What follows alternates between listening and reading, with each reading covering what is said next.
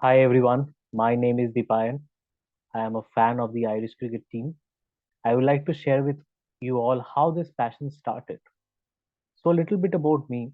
I am currently about to complete my PhD in geology. My home city is in Kolkata, India. So, being born in a nation that is obsessed with cricket, I fell in love with the game at a very early age. My love for Irish cricket began in 2007, specifically on the Ides of March, that is 15th of March. On that day, I was actually in a place called Durgapur visiting my cousin. Durgapur is a town located about 172 kilometers away from Kolkata and takes nearly 4 hours to travel by a car. At that time, the 2007 Cricket World Cup was going on. Out of sheer boredom, I switched on the TV to check which match was on. Zimbabwe was playing a match against a team that I had never seen before. I had seen quite a few matches featuring Scotland and Netherlands, but I had never heard of Ireland. My first impression was that I really liked the color of their jersey. South Africa, Bangladesh, and Pakistan wears green as well, but this particular shade of green was really easy on the eyes. Now, the period between '03 and '07 World Cup saw two great African nations implode due to internal strife. Throughout my life, I have been championing the associate nations. I was really excited when Kenya, an associate nation, reached the semi-finals in '03. I was a huge fan of their captain Steve Tikolo. But they, just like their fellow African nation Zimbabwe, just their quality failed. Zimbabwe was still a full member nation, and despite their recent misfortunes, a big name in the cricketing circles. But they were stunned when Ireland held them to a tie against a team I did not know existed. What was even more impressive was their opener by the name of Jeremy Bray had scored a century, a World Cup century in their debut World Cup match. It blew my mind. A few days later, I woke up in the morning and switched on the news, and I got the latest get the latest sports updates.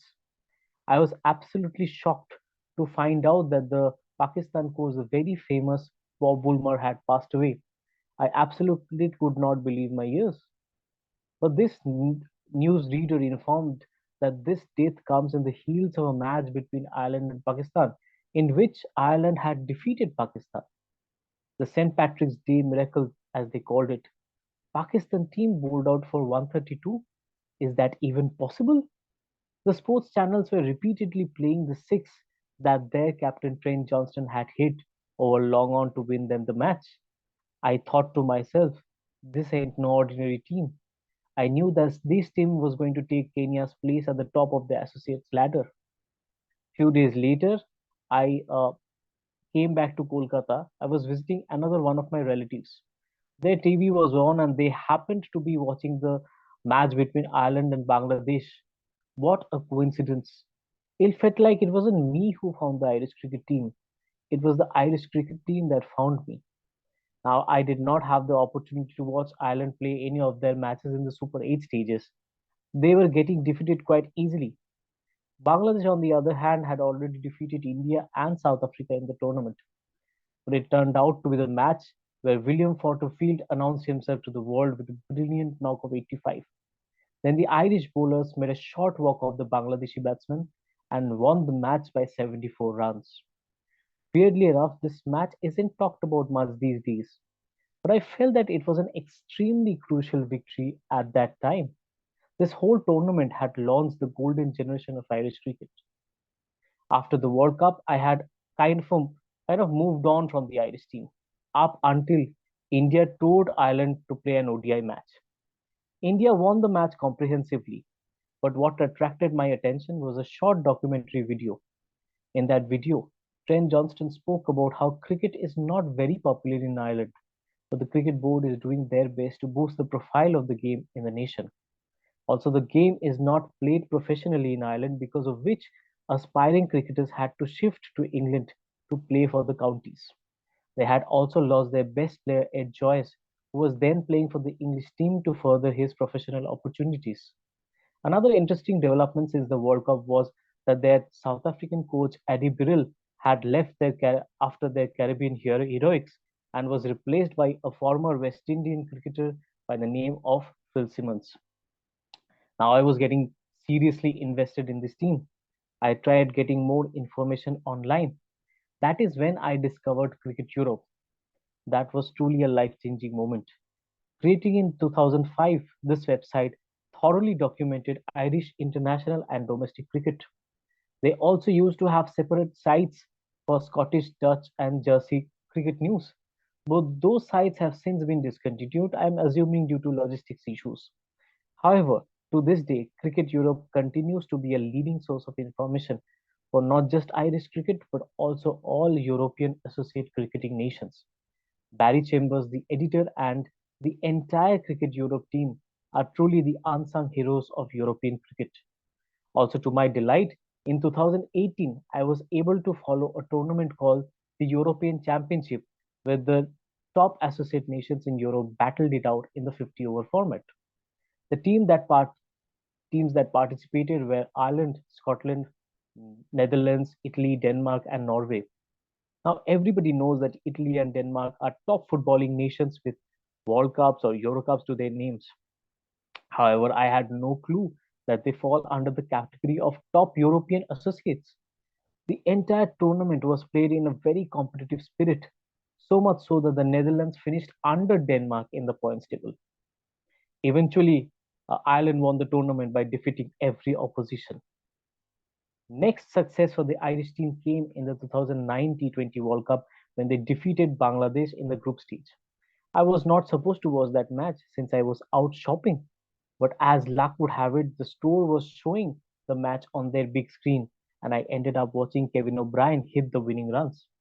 Although they didn't get much success in the Super 8 stage, but they came close to defeating Sri Lanka. In the meantime, Ireland had begun their process of professionalizing the game in Ireland. The first two players to turn professional were Trent Johnston and Alex Cusack when they received their first contracts. The next year, that is in 2010, they were joined by the O'Brien brothers, John Mooney, Andre Botha, Paul Sterling, William Porterfield, Andrew White, and Boyd Rankin. This was unprecedented for an associate nation. It was groundbreaking stuff. To this day, other associates struggle to provide full-time contracts. The most refined contract system for the Irish team, which you know it's continuing till this day, came in 2012 when they were able to have 3 tiers of contract with 23 professionally contracted players. Only full members were able to do that since they earned loads of money from the ICC and sponsors. Ireland also publicly announced their determination to become a test nation by 2020. It was clear that their good work wasn't only being done on the field, but also off the field. Under leadership of their CEO Warren Dutram, Ireland was becoming a louder voice within the ICC. Dutram transformed Cricket Ireland into one of the most efficient boards in world cricket. Personally, I feel that if few other associate boards had a CEO like him, they could have leveled the playing field even further. Then came the World Cup of 2011, the match that shook the world. I was preparing for my board exams for the 12th grade. The exams were just around the corner. Reluctantly, instead of switching on the TV, I was listening to the commentary on radio. England had posted a good score. In response, Ireland were struggling after losing 5 quick wickets. All hopes were drying up pretty quickly. Then Kevin O'Brien started playing some shots. Out of nowhere, he scored 50. That day, I went against my parents' wishes and I switched on the TV to watch the match. What followed was an absolute fairy tale. England was stunned. So was their entire world. The next day, newspapers were flooded with reports of the match. Ireland had well and truly turned up and made a name for themselves. The new giant killers of the cricketing world. A few days later, I had one of the most cherished experiences of my life. The Irish team was playing their last two matches against South Africa and Netherlands in my hometown of Kolkata. My exams were still going on, so I couldn't go to the stadium to watch the matches. But interestingly, my sister, who was then working for an NGO, invited me to a St. Patrick's Day celebration at a club nearby our place. She informed me that a couple of Irish cricketers might turn up for the party.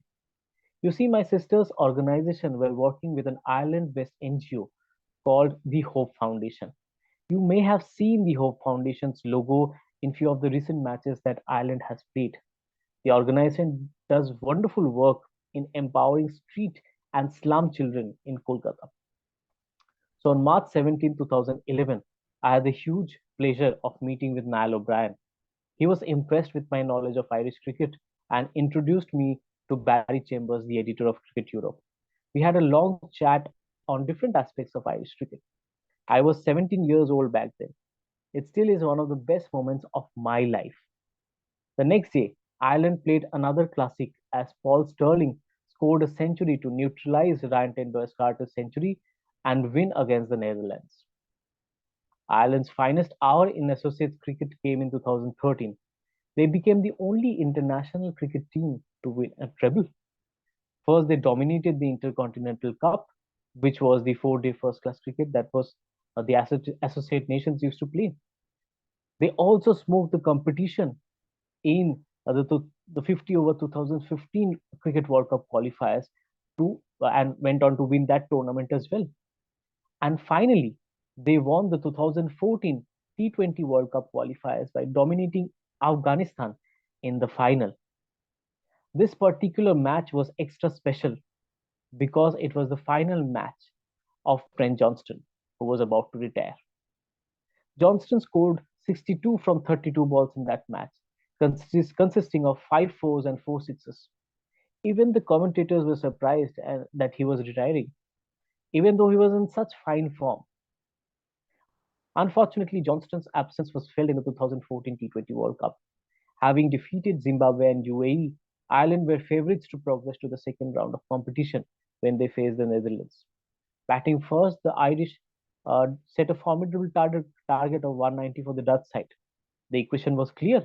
The Dutch team had to chase down the target within 14.2 overs in order to qualify to next round via net run rate. What followed was a massacre of the Irish bowlers as Stephen Myburgh and Tom Cooper chased down the target in 13.5 overs. Cracks were beginning to form in the Irish fortress of associate domination. The Irish team, however, was resolute and they came back stronger in the 2015 ODI World Cup. They defeated the mighty West Indies in the opening game. The muted celebration after the victory gave the strong message that this team was making a habit of humbling superior opponents. The victory against Zimbabwe was also quite special. Since returning to play for Ireland in 2011, Ed Joyce had become a pillar of the team. His hard-fought century set a formidable target. In response, Brendan Taylor and Sean Williams fought hard but fell just short. Their win against UAE was a little bit of a stutter. Losing early wickets, Ireland was in a bit of a trouble until veteran Gary Wilson bailed them out. Had Pakistan won the match against West Indies, Ireland could have progressed to the semi-finals in that tournament to play New Zealand. After the World Cup, Phil Simmons left the Irish shores to become the West Indies coach. He was replaced by the very popular New Zealander John Bracewell. However, his inexperience in coaching a team with limited resources began to show. The Irish down from the pinnacle of associate domination was kick-started by a man by the name of Matthew Cross. Scotland had come to Bredy in Northern Ireland to play a four-match T20 series. Two of those matches were rained off. The other two matches were witness to the young wicketkeeper's batting prowess as Scotland won the series 2-0. String of bad results followed, which culminated in a disastrous 2016 T20 World Cup, where Ireland lost to the newcomers Oman. Soon after, Bracewell left and was replaced by South African Graham Ford, a very acclaimed coach within the international circuit. Ford brought with him a lot of hope, but he had one big task ahead of him. Ireland had just gained ICC full membership in 2017, along with Afghanistan becoming the 11th test playing nation. It was a huge moment for the team. This development was best described by former Irish international Kyle McCallan, who was driving his car when the news was announced. He pulled over his car broke down with tears of joy. The inaugural Test match was scheduled in 2018 at the iconic Malahide against Pakistan. Even though Pakistan won the match, the Irish team put up a fight with Kevin O'Brien scoring the first ever Test century for his country. Even then, after that, it was not smooth sailing for the Irish team, with young players coming in. Recent positive results under the new coach, South African Heinrich Malan, has given Irish fans a lot of hope. Even in the women's game, Ireland would be repeatedly defeating teams such as Bangladesh, Zimbabwe, and sometimes Pakistan or Sri Lanka. However, since the four pillars, the Joy sisters, Claire Shillington, and Sierra Metcalfe retired in 2018, it has been going a little downhill for the team. Their top player, Kim Garth, leaving Ireland for better opportunities in Australia, did not do them any favors. Current coach Ed Joyce is looking to turn things around for this young team. A special mention goes out to the 2010 under 19 Irish team that finished 10th in the final standing. It was probably the best Irish contingent since 10 players from the squad, including Balbirnie, Sterling, Dockrell, Gatekade, and Craig Young, went on to play for the senior team. No other Irish under 19 team since then have come close until this year. The 2022 squad that was also finished in the 10th position is showing a lot of promise. I always loved a good underdog story. 15 years I followed the Irish team. There could not have been a better underdog story than the Irish cricket. They broke the glass ceiling with limited resources, the flag bearers of globalization of cricket. Also, they are about to co-host the 2030 T20 World Cup. I will be posting more such videos on Irish cricket team, so be sure to like and subscribe and get into the conversation. Thank you.